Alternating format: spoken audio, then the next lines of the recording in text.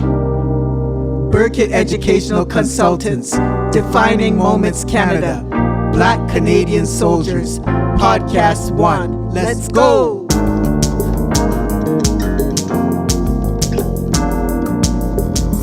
Welcome to Episode 1 of Black Canadian Involvement in the Wars. I am Greg Birkett. And I am Colleen Birkett. Together, we are Birkett Educational Consultants. We're both educators. As educational consultants, we work towards creating a more inclusive Canadian narrative and classroom experience by weaving Black voices into every area of the curriculum. This podcast is part of the Defining Moments Canada project entitled In Defense of Hopes Profound, Canada and the End of the Korean War. The Korean War, often the Forgotten War, is very much a part of Canada's defining moments. Another forgotten aspect of the Korean War and other wars in which Canada participated is the involvement of Black Canadian soldiers. In this first episode, we will discuss the willing participation of Black Canadians from the War of 1812 through to World War I. As a student, whenever Remembrance Day was observed, I respected everything that was done, but there were always questions in my mind. The War of 1812, the Boer War, World War I, World War II, the Korean War were all national initiatives. Everyone was involved, right? Hearing that the soldiers died for my freedom, but none of them looked like me, made me question whether I belonged in this country. Could I see myself in this nation's identity? If none of my people sacrificed for this country, how could I benefit from their actions? Was there something missing from the narrative? We went through our entire academic careers without being told that there were Black Canadians in the wars. There were Black Canadians who fought for the opportunity to fight in the wars. Why don't we know this? You know, Greg, I think you'll agree that there has been a shift in education. Yeah. Students are now learning about the No. 2 Construction Battalion. That was an all-Black battalion that participated in the First World War. But, you know, the topic's not really covered in detail. And it looks as though then the involvement of Black people in the wars began and ended with this No. 2 Construction Battalion. But the reality is that Black people fought for Canada from back in the War of 1812 and onwards. Why don't we know this? In these podcasts, we're going to look at Black Canadian war involvement from the War of 1812 down to the Korean War. This will include what Canada was like for Black people prior to enlistment in the wars and what it was like upon their return from each war. Awesome. So we're going to start this next section off by asking a question. Did you know? And that question is going to be followed by another question. Why don't we know? And then finally, do you know? So let's get things started, Colleen. Did you know that? Okay, great. So here we go. Did you know that just before the War of 1812, the Black population in Canada had diminished? This was due to the fact that the Black loyalists who were living in Nova Scotia, they had arrived there because they had fought on the side of the British in the American War of Independence. And they were then given freedom and land in Nova Scotia. And then the Jamaican Maroons, who had protested enslavement in the island of Jamaica, they were also sent to live in Nova Scotia. Things didn't really work out well for either of these groups in Nova Scotia, and so they asked to be sent somewhere else. So they then moved to Sierra Leone, Africa. And this caused the size of the Black population in Canada at that time to diminish. Enslavement also was on a slightly smaller scale now, and there were also a number of free Black people living there. Consequently, the racial tensions had somewhat relaxed. And so at the start of the 19th century, many Black people in Nova Scotia and Upper Canada were starting to develop trades and contribute to the economy. Now, when the threat of war with America arose, Black men were willing to fight because they knew that if America won, enslavement on a larger scale would be reintroduced in Canada. So in Nova Scotia, 120 volunteers eagerly joined a Black company that was created under the 1st Battalion of the Halifax Militia. In Upper Canada, the Coloured Corps, which is also known as Runche's Company of Coloured Men, or the Black Corps, was created. It was made up of free and enslaved Black men, many of who had fought for the British in the American Revolution and were now in Canada as Black loyalists. When the Colored Corps grew to about 40 men, their training began.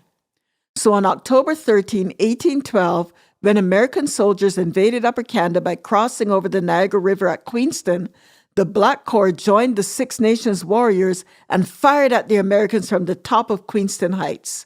These black men in red coats became the first line of defense as they guarded the Detroit and Niagara areas. They then disbanded on March 24, 1815, at the end of the war. Okay, so now we're going to get into the why don't we know section. So why don't we know the names of any of these brave black men who fought for Canada in the War of 1812? One such man was Richard Pierpoint from Senegal, West Africa, who was sold into enslavement around the age of 16 and believed to have gained his freedom by fighting for the British in the American Revolution. He was 68 years old at the start of the War of 1812. Pierpoint was the one who petitioned for the formation of an all-black militia to fight in the War of 1812. In 2013, the Canadian government finally honored Richard Pierpoint by naming a federal building in London, Ontario, the Richard Pierpoint Building. Sergeant William Thompson and George Martin were two other black men who fought as part of the Colored Corps in the War of 1812.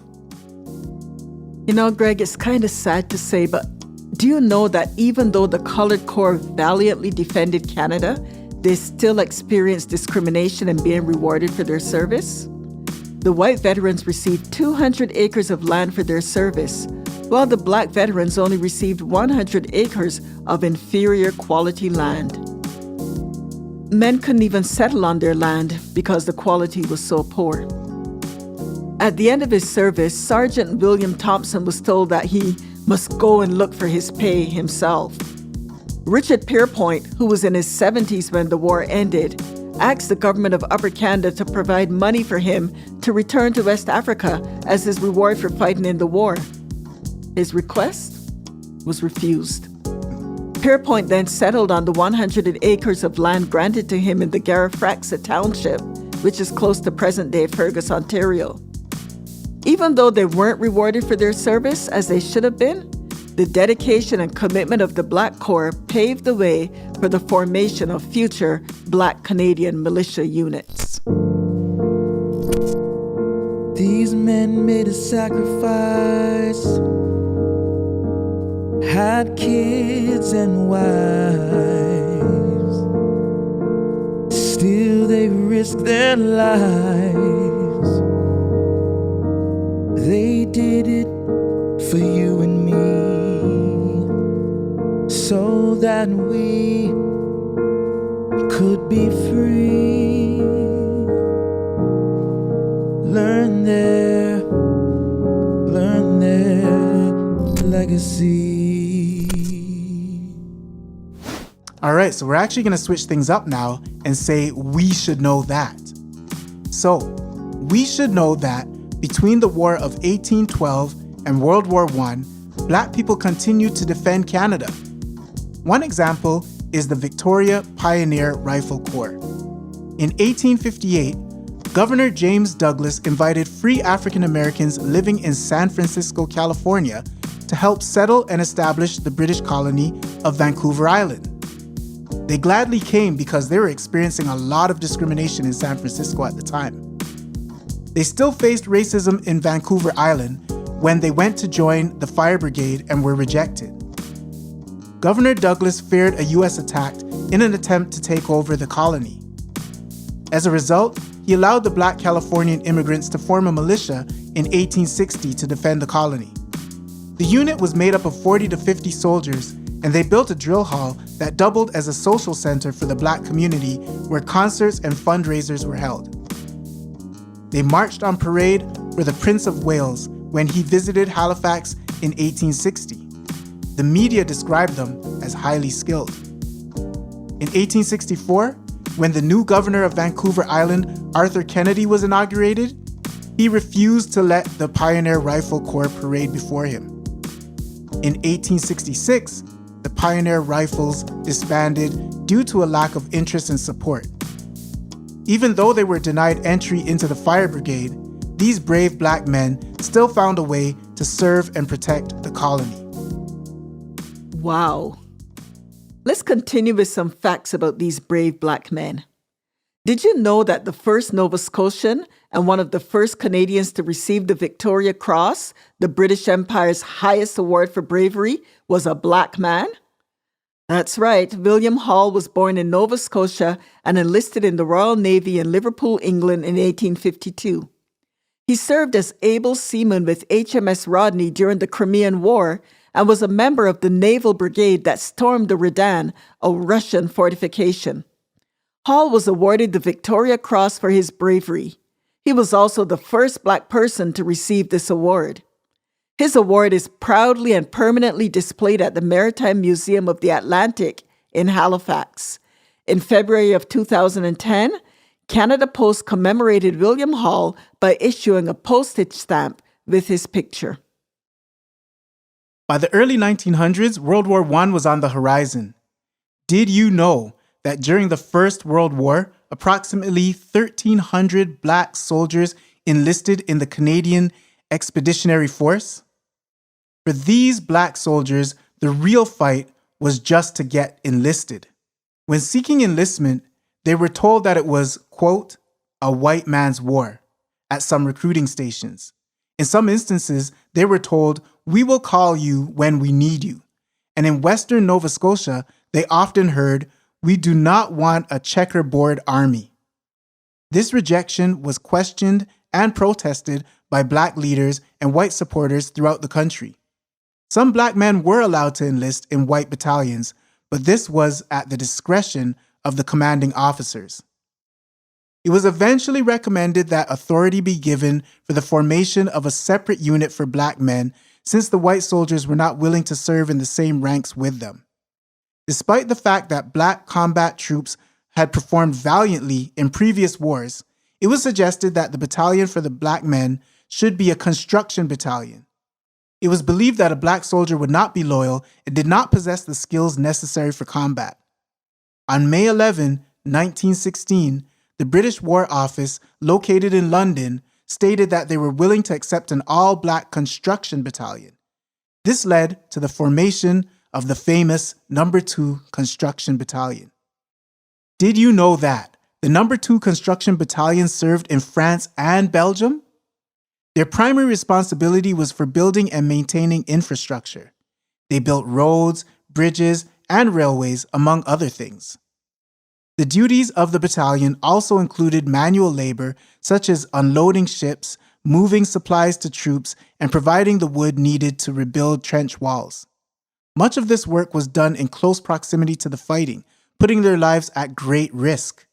The men of the battalion served with distinction and bravery, and their legacy is an important part of Black Canadian history and Canadian military history. That's so true, Greg. And as we were saying earlier, we often hear about the No. 2 Construction Battalion. But why don't we know about the Black Canadian men who were heroes of World War I? There was Jeremiah Jerry Alvin Jones. He enlisted at the age of 58. He was 13 years beyond the age limit. Can you believe that? During the Battle of Vimy Ridge, a German machine gun nest had Jones's unit pinned down. Jeremiah volunteered to attack, and his mission was successful. He was awarded the Military Medal for his bravery. But it was not until 2017 that his heroic act was recognized through the unveiling of a plaque in his honor at the Halifax Armories. Now, did you know about Ethelbert Curley Christian, another Black hero of Vimy Ridge? I actually did, but I know you're going to tell me anyway, so go ahead. Yep. He's been described as one of Canada's best-known Black soldiers from World War I. But do we really know about him? During the Battle of Vimy Ridge, Christian was involved in supply transport when a shell hit one of the cargo drop points. He became trapped under debris for 2 days. The first attempt to rescue him failed because the stretcher bearers were killed by artillery. But Christian somehow survived. However, his injuries were so bad that he developed gangrene, and as a result, both his arms and both his legs had to be amputated. Christian went on to help to establish a program for disabled veterans that's still in existence today. Many of these soldiers did so much more than fighting in the war. Oliver Ollie Johnson of Oakville was a private in the Canadian Expeditionary Force. He was an outstanding athlete and participated in many sporting events. He was the Canadian Expeditionary Force's champion sprinter and played on the champion baseball team, and he was known even beyond the Army for his outstanding athletic pursuits. Then we have Corporate Hugh Byrne Nathaniel Greenidge.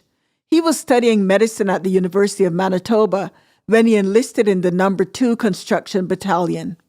He served in France but was sent back when the Canadian military decided that all medical students should be repatriated to Canada to continue their studies.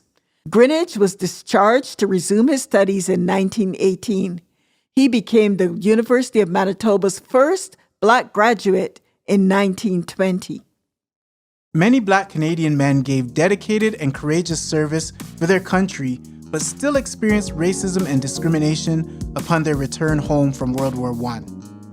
Priority was given to skilled white soldiers for the return home after the war. They were celebrated and given the higher wage veteran jobs. This gave the impression that it was white men who made up Canada's armed forces and saved the British Empire. Working class Canadians, such as French Canadians, immigrants, and people of color, were the last ones to leave the battlefield because they were mostly in labor platoons and were still needed overseas. When they did return to Canada, it was against a backdrop of racial unrest, and they were not given the same hero's welcome that the white soldiers had received. Now, we should know that the Black Cross Nurses, an organization formed by Black women and modeled after the Red Cross, was formed because Black women were denied participation in the World War I efforts to look after soldiers who were wounded. The Black Cross nurses were instrumental in providing medical help and other services to the Black communities throughout Canada during this time period. And that's amazing because we often don't hear about what Black women were doing during the war. That's right. So Black men and Black women all participated during World War I and during all of the wars. Now, we really talked about a lot today. And Greg, I know you've always got a poem. So we're going to have you give us your original spoken word poem that kind of summarizes everything that we just talked about. All right, here it goes.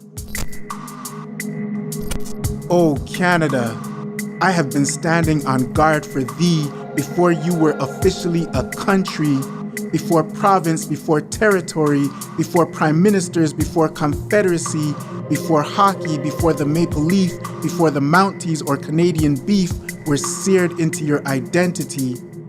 Watch me, near the turn of the century, 1812 to be exact, proving that I had your back when American attacks threatened your efforts and desires to keep British North America intact. In fact, you had to retract your opinions and views and eventually choose to include me in your infantry. Richard Pierpoint told you honestly and openly that the defense of your colony would be hopeless unless you put some hope and trust in me. And though somewhat reluctantly, you did.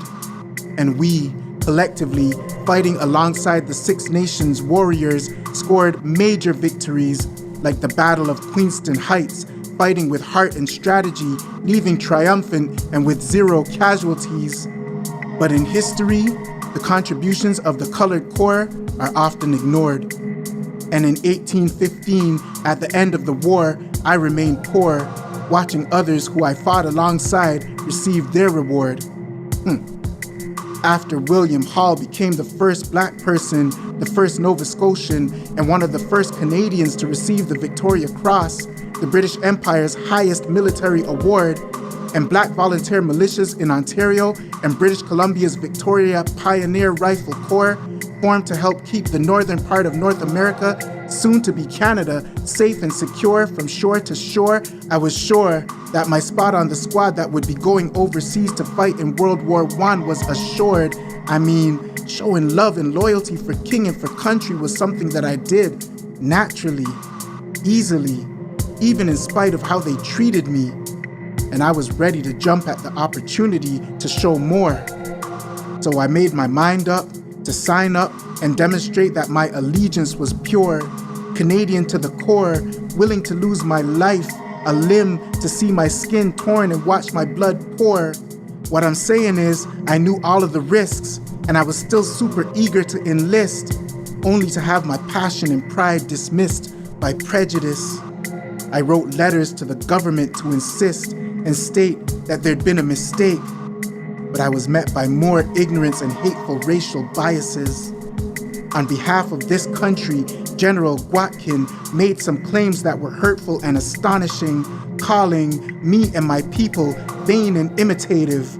He said that in the trenches, I wouldn't be likely to make a good fighter, leaving nothing to be debated. Reiterated that this was a white man's war, created criteria that effectively barred me from standing on guard for thee. Oddly, my main objective remained cementing my sense of citizenship and belonging in a country with a dawning identity younger than a century, so eventually I took what was left for me. In a military that was racially segregated, I would be relegated to non-combative service. But don't you ever regard my contributions or role in the First Great War as worthless. My number 2 construction battalion was proud and had purpose. I was not excess or surplus. I hurt, I bled, I did everything they said. I suffered losses and experienced the same traumatic events as those who would receive medals and crosses. Unsure about the price of war? I can tell you what the cost is. My boy Jeremiah Jones, he managed to make it through the process. His progress and success is the best example of what I could do when I was given a chance. But I guess capturing the enemy's heavy-duty artillery and forcing them to surrender all by yourself isn't enough to advance me or people like me to the level of being worthy of having a shot at claiming a spot in my nation's selective subjective memory. Thanks, Greg. That was amazing. Thank you to everyone for listening to this podcast. Stay tuned for episode 2, where we will discuss Black Canadian involvement in World War II and the Korean War. Until then, take some time to reflect on these untold stories. Think about how this knowledge impacts you, your friends, and your family. How can you keep these stories alive? Think about those things. And thank you again for listening. And please make sure you tune in to episode 2. All right, we'll see you in episode 2. Peace.